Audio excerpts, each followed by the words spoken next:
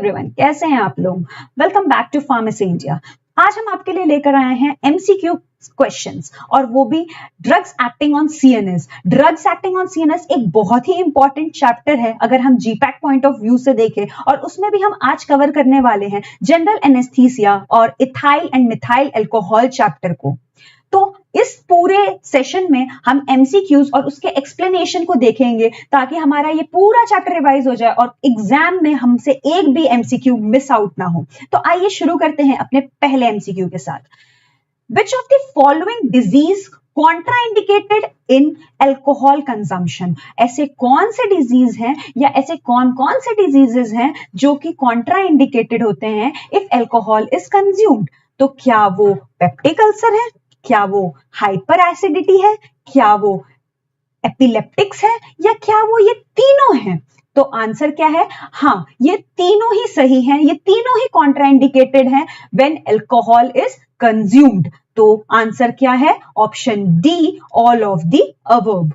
तो आइए हम आगे इसके एक्सप्लेनेशन में और देखते हैं कि और कौन कौन से डिजीजेस हैं जो कि कॉन्ट्राइंडिकेटेड होते हैं और ऐसे कौन कौन से ड्रग्स हैं जो कि अगर कंज्यूम किए, जो अगर इनटेक किए अपनी बॉडी में व्हेन अल्कोहल इज कंज्यूम्ड, तो वो कैसे इफेक्ट शो करेंगे। क्या वो सिनर्जिस्टिक इफेक्ट शो करेंगे या क्या वो किसी एंजाइम को इनहिबिट करेंगे या उनका क्या इफेक्ट होगा? तो आइए देखते हैं। Alcohol shows synergistic effect with anxiolytic drugs. Anxiolytic drugs के साथ अल्कोहल क्या करता है? सिनर्जिस्टिक इफेक्ट शो करता है। ओके, तो अब ये कैसे शो करता है? एंजियोलाइटिक क्या होते हैं? एंजियोलाइटिक ड्रग्स का मतलब क्या हुआ? एंजियोलाइटिक एजेंट्स का मतलब होता है कि जो कि रिड्यूस करते हैं एंजाइटी को। अच्छा, तो ये रिड्यूस कर रहे हैं एंजाइटी को, तो हमारे क्वेश्चन ये है कि अच्छा ये रिड्यूस कर रहे हैं एंजाइटी को। ओके, तो अब हमारा ये सिनर्जिस्टिक इफेक्ट कैसे शो करेंगे when alcohol is consumed along with it? तो हमारा आंसर है, क्योंकि अल्कोहल क्या शो करता है? Dose dependent effect. Dose dependent effect का क्या मतलब है? इनिशियल केस में वो क्या करता है? सीएनएस को स्टिमुलेट करता है, देन फाइनली वो क्या करता है? सीएनएस को डिप्रेस करता है। तो जब वो सीएनएस को डिप्रेस कर रहा है, ठीक है, सीएनएस को डिप्रेस करेगा तो क्या है वो? सीएनएस को जब डिप्रेस करेगा तो कहीं ना कहीं वो एंजाइटी को भी रिड्यूस कर रहा है। तो अब क्या हुआ? दोनों, यहां से अल्कोहल भी डिक्रीज कर रहा है, रिड्यूस कर रहा है एंजाइटी को, सीएनएस डिप्रेसेंट की तरह काम कर रहा है, और दूसरी तरफ ही एंजियोलाइटिक एजेंट्स भी वो भी रिड्यूस कर रहे हैं एंजाइटी को। तो ये क्या शो करेंगे? सिनर्जिस्टिक इफेक्ट शो करेंगे। अगर सेम कॉन्सेप्ट हम देखें, सेम फॉर्मूला लगता है किसके लिए? एंटी डिप्रेसेंट ड्रग के लिए, और इसी तरह वो भी शो करते हैं सिनर्जिस्टिक इफेक्ट।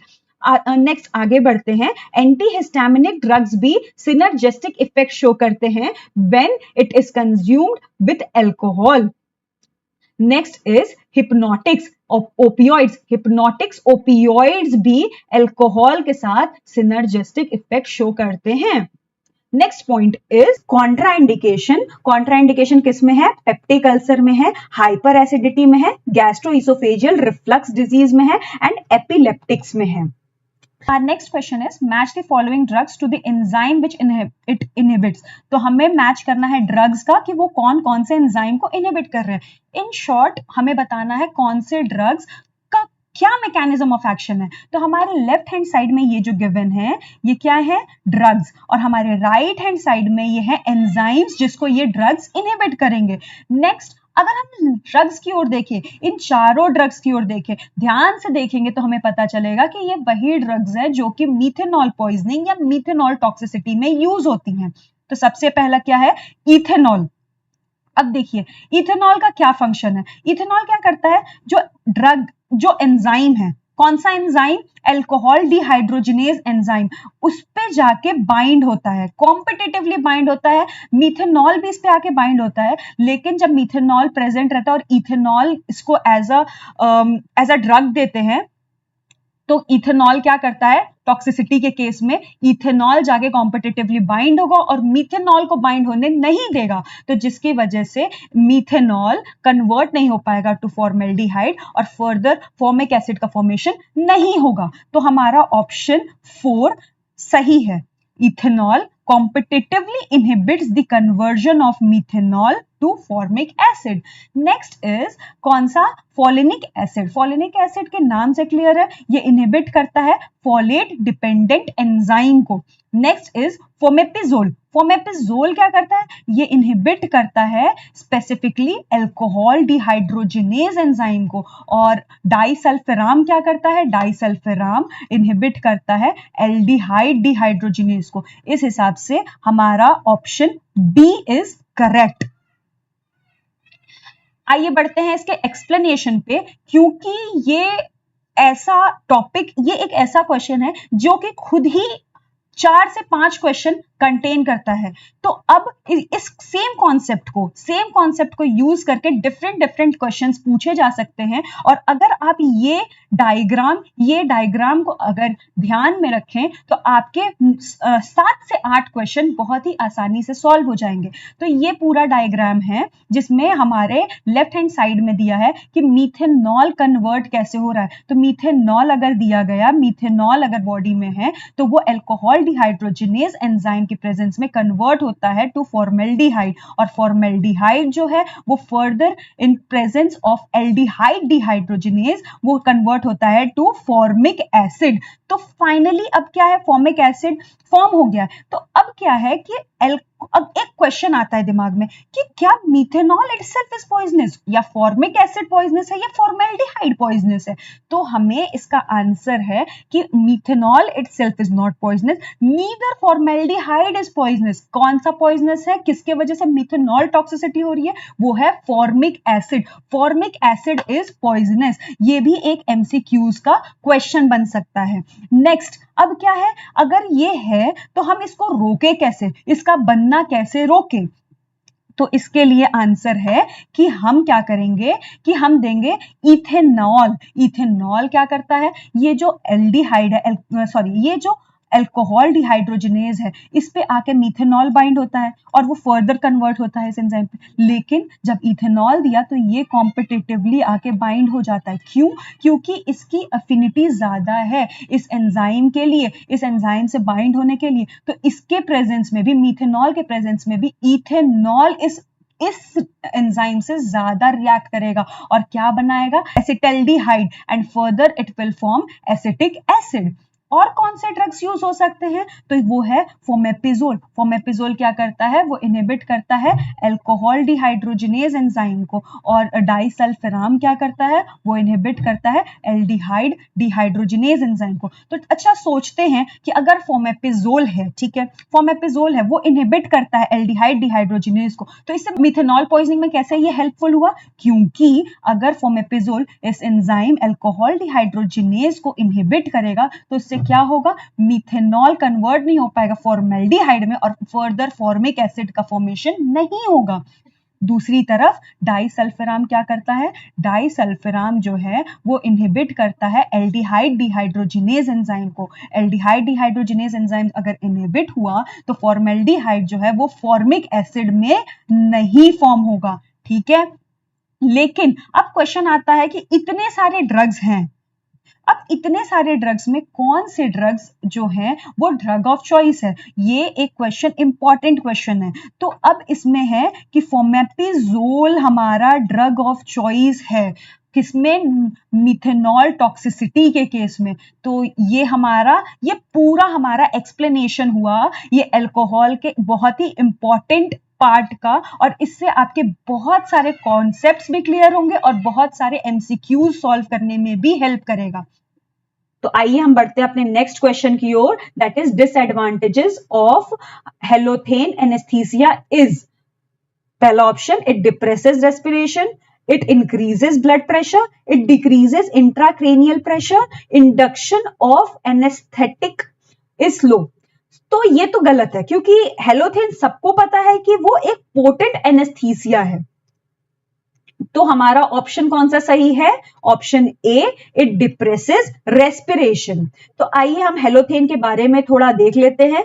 तो हेलोथेन क्या है? एक वोलेटाइल लिक्विड है with non irritant and non flammable property. ठीक है, अब हेलोथेन क्या है कि वो क्या करता है कि हेलोथेन करता है वेसोडाइलेशन। और अस्थमा में क्या होता है? अस्थमा में जो हमारे ब्रोंक्यूल्स है वो कॉन्स्ट्रिक्ट हो जाते हैं, उनको हमें डायलेट करने की जरूरत है। तो हेलोथेन एक ऐसा ड्रग है जो कि हम अस्थमा में भी दे सकते हैं। इसका एक यहां पे भी काम है कि वो एक पोटेंट एनेस्थीसिया है, एनेस्थेटिक प्रॉपर्टी रखता है, लेकिन साथ ही साथ वो अस्थमा में भी यूज होता है ड्यू टू इट्स ब्रोंकियोडाइलेशन प्रॉपर्टी। दूसरी बात, इंडक्शन के लिए 2 to 4% रिक्वायर्ड है और मेंटेनेंस के लिए 0.5 to 1%। और ये जो है हेलोथेन, इसको अगर हमें डिलीवर करना है इन अ बॉडी तो इसके लिए एक स्पेशल टाइप ऑफ वेपराइजर्स लगते हैं। नॉर्मल वेपराइजर्स नहीं काम करते हैं, स्पेशलाइज्ड वेपराइजर्स से हम हेलोथेन को डिलीवर करते हैं to the human body. Next part is, ये एक पोटेंट एनेस्थेटिक है। तो ये एक क्वेश्चन भी बनता है कि ये हेलोथेन पोटेंट एनेस्थेटिक है नहीं है। तो ऐसे आपको कंटेंट्स एक बार ध्यान में रखने हैं ताकि इससे अगर किसी भी इस कॉन्सेप्ट से रिलेटेड क्वेश्चन आए तो आप उसको सॉल्व कर सके। तो ये पोटेंट एनेस्थेटिक है with poor analgesic and muscle relaxant property. इसके पास poor analgesic and poor muscle relaxant property होती है। दूसरी बात अब क्या है कि ये इनहिबिट करता है क्या? Intestinal and uterine contraction. अब अगर जब लेट प्रेगनेंसी है और यूट्राइन कॉन्ट्रैक्शन हमें ऐसे भी नहीं चाहिए, तो हम यूट्राइन कॉन्ट्रैक्शन को इनहिबिट करने के लिए हम हेलोथेन का यूज कर सकते हैं। लेकिन इसका एक डिसएडवांटेज है कि if it is used in labour can prolong delivery and increase postpartum blood loss. Next इसके साइड इफेक्ट है जो हमारा क्वेश्चन था अभी कि respiration depression. It causes respiration depression, it causes irregular heart beat, hepatotoxicity, and also halothane has a side effect, that is halothane sensitizes heart to catecholamines। तो इससे क्या होता है? That's why it is contraindicated with patients with phaeochromocytoma. तो ये एक important point है जिससे क्वेश्चंस बन सकते हैं। Next is select correct statement about disulfiram. It inhibits formation of acetaldehyde from ethanol। जैसे अभी हमने पढ़ा था कि इथेनॉल की तो पहले बात ही नहीं आएगी, तो क्या होगा? वो क्या करता है? मीथेनॉल का जब वो फॉर्म हो जाता है फॉर्मेल्डिहाइड, तो उसके कन्वर्जन, फॉर्मेल्डिहाइड जो है वो फर्दर जब कन्वर्ट होता है टू फॉर्मिक एसिड, उसके कन्वर्जन को वो इनहिबिट करता है, ना कि एसिटाइल्डिहाइड फ्रॉम इथेनॉल। ये तो कोई कन्वर्जन ही नहीं है। तो ये क्या इनहिबिट करता है? फॉर्मेल्डिहाइड का कन्वर्जन टू फॉर्मिक एसिड। और कौन सा एंजाइम लगता है? Aldehyde dehydrogenase enzyme. तो ये ऑप्शन तो हमारा ऑप्शन ए सही नहीं है, इट इज नॉट करेक्ट। तो option B is, it is useful in treatment of acute ethanol poisoning. नहीं, ये हमें कौन से? कोरोनिक इथेनॉल पॉइजनिंग के ट्रीटमेंट में हम यूज करते हैं disulfiram. Next is, it inhibits several hepatic cytochrome P450 isoenzyme। हाँ, ये सही है। It is not effective on oral administration। नहीं, वो इफेक्टिव है। तो हमारा ऑप्शन क्या हुआ? Option C is correct. तो आइए हम इसका और एक्सप्लेनेशन देखते हैं डाइसल्फिराम का। तो डाइसल्फिराम सबसे पहले क्या है? क्रोनिक एल्कोहलिज्म के टाइम पे ही यूज करते हैं। और डाइसल्फिराम जो है वो एक ड्रग ऑफ चॉइस नहीं है। कौन से टाइम पे? मिथेनॉल पॉइजनिंग में। Next is, it inhibits the enzyme which causes many effects of hangover to be felt immediately following alcohol consumption। ठीक है, नेक्स्ट अब देखते हैं कि इथेनॉल जो है वो कैसे कैसे आगे फॉरवर्ड हो रहा है, जो कि हमने उस पूरे डायग्राम में भी देखा था। वापस एक बार रिवाइज करते हैं कि इथेनॉल जो है अल्कोहल डिहाइड्रोजिनेज के प्रेजेंस में कन्वर्ट होता है टू एसिटल्डिहाइड, और एसिटल्डिहाइड जो है एल्डिहाइड डिहाइड्रोजिनेज के प्रेजेंस में कन्वर्ट होता है टू एसिटिक एसिड, लेकिन अगर डाइसल्फिराम दिया है तो वो ये एंजाइम एल्डिहाइड डिहाइड्रोजिनेज को इनहिबिट करेगा, जिसकी वजह से एसिटिक एसिड का फॉर्मेशन नहीं होगा और हमारी बॉडी में एसिटल्डिहाइड का जो लेवल है वो इंक्रीज होता रहेगा। अब इसका लेवल इंक्रीज हो रहा है तो ये कुछ ना कुछ तो अपना इफेक्ट दिखाएगा। तो इसकी इफेक्ट क्या है आइए देखते हैं। After the use of disulfiram तो उसका इफेक्ट क्यों शो होता है? Due to increase in the aldehyde और इन दी बॉडी। तो अब ये क्या शो करता है effect? That is vomiting, flushing, headache and mental confusion. आइए बढ़ते हैं अपने नेक्स्ट क्वेश्चन की ओर। Ketamine used as anaesthetics in which drugs? Ischaemic heart disease, intracranial haemorrhage, hyper active airways या ग्लाउकोमा? तो इसका आंसर है सी, हाइपर एक्टिव एयरवेज। आइए आगे हम बढ़ते हैं और देखते हैं कि इसका कीटामीन्स का क्या फंक्शन है, क्या है इंट्रोडक्शन। तो कीटामीन्स क्या है? डिसोसिएटिव एनेस्थीसिया है। हमारा ये भी एक क्वेश्चन है, which of the following is a dissociative anaesthesia? तो कौन सा आंसर होगा? कीटामीन। अब इसका ये किससे स्ट्रक्चरल एनालॉग है? फिनाइल साइक्लिडीन। ठीक है, ये भी एक क्वेश्चन है। देखिए हर एक पॉइंट एक क्वेश्चन है, हर एक पॉइंट एक एक एमसीक्यू है, जो कि आपसे ये कॉन्सेप्ट है जिससे आपको ऐसे पूछा जा सकता है कि आपको कंफ्यूजन हो, लेकिन आंसर आपके सामने है। ये प्रोड्यूस करता है ओपियोइड इंड्यूस्ड हाइपर एल्जीसिया। अब ये प्रोड्यूस करता है स्ट्रॉन्ग एनाल्जेसिक। कैसे? By inhibiting glutamate receptor in thalamus, thalamus में। तो और ये क्या है, इसको कैसे दिया जाता है? It is given intravenous. तो अब इसके यूजेस क्या हैं? क्योंकि जो कीटामीन है वो ब्रोंकियोडाइलेशन कॉज करता है, और ब्रोंकियोडाइलेशन भी क्यों? क्योंकि वो सिंपैथोमाइमेटिक इफेक्ट करता है। और सिंपैथोमाइमेटिक इफेक्ट्स मतलब कि वो अगर लंग्स में देखें तो वो क्या करेगा, हमारा अगर हम अपने रेस्पिरेटरी पार्ट्स में देखें तो वो क्या करता है? Bronchodilation. Hence it is preferred in case of reactive airway disease. ये हमारा क्वेश्चन था। And is used in asthma. Asthma में और कौन सा ड्रग यूज हुआ था? आपको अभी थोड़ी देर पहले बताया था मैंने, कौन सा? हेलोथेन। अब asthma and people with chronic obstructive airway diseases में यूज कर रहे हैं किसको? कीटामीन्स को। As an anaesthesia in childrens, anaesthesia में यूज हो रहा है। एज अ सिडेटिव्स, अगर कोई पेनफुल प्रोसीजर हो रहा है इन इमरजेंसी डिपार्टमेंट, कोई भी बहुत पेनफुल ऑपरेशन हो रहा है, फिजिकल पेनफुल प्रोसीजर्स चल रहे हैं, तो उसमें हम इसको एज अ सिडेटिव भी यूज करते हैं। Lower dose for pain in post operative period and cancer and neuropathy। Next इसका कॉन्ट्राइंडिकेशन, जो कीटामीन है वो किस किस डिजीजेस में कॉन्ट्राइंडिकेटेड है? वो है एपिलेप्सी में, साइजोफ्रेनिया में एंड ग्लाउकोमा ऑक्यूलर सर्जरी में।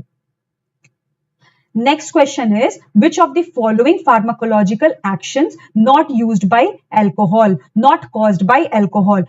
Diuresis, aggravation of peptic ulcer, respiratory depression या vasoconstriction? तो क्या होगा इसका आंसर? डायरेसिस। क्या अल्कोहल डायरेसिस कॉज करता है? हाँ। पेप्टिक अल्सर को बढ़ाता है? हाँ। रेस्पिरेटरी डिप्रेशन करता है? हाँ। तो क्या नहीं करता है? वेसोकॉन्स्ट्रिक्शन। वो क्या करता है? वेसोडाइलेशन। आइए एक बार हम इसको देखते हैं कि ये पूरा जो है अल्कोहल चैप्टर इथेनॉल वो कौन से बॉडी पार्ट में कौन से इफेक्ट शो करता है, उसका एक चार्ट बनाया है। तो इथेनॉल जो है लोकली क्या करता है? As an astringent effect show करता है, एस्ट्रिंजेंट इफेक्ट शो कर रहा है। अगर सीवीएस में देखें तो वो vasodilation and flushing, and if it is given in larger dose then it cause myocardial. अगर जीआईटी में देखें एपेटाइट, गैस्ट्रिक एसिड सिक्रीशन को वो बढ़ा रहा है, और एग्रेवेशन ऑफ पेप्टिक अल्सर। यही अपना क्वेश्चन था, क्वेश्चन में था एक पॉइंट। नेक्स्ट लिवर में वो क्या करता है?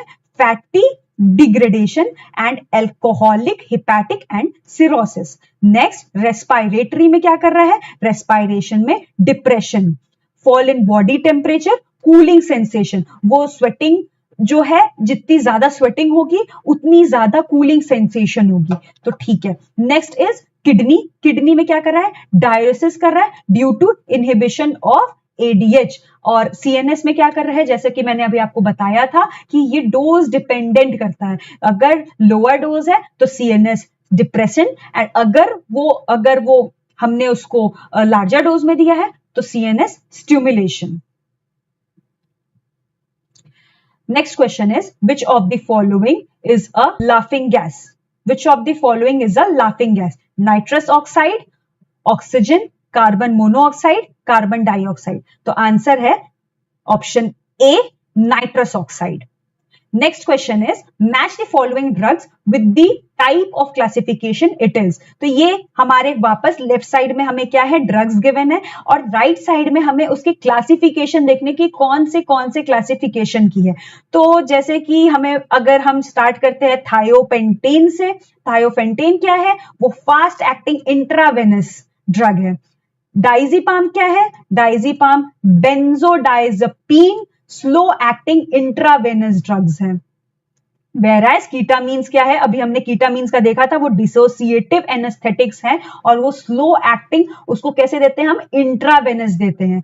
हेलोथेन क्या है, इनहेलेशनल है, स्पेशल टाइप ऑफ वेपराइजर्स लग रहे थे, मैंने बताया था। वोलाटाइल लिक्विड है, मैंने अभी आपको एक्सप्लेन किया था। नाइट्रस ऑक्साइड क्या है, इनहेलेशनल गैस है। तो क्या है आंसर, आंसर जो है ऑप्शन हमारा ऑप्शन डी इज करेक्ट।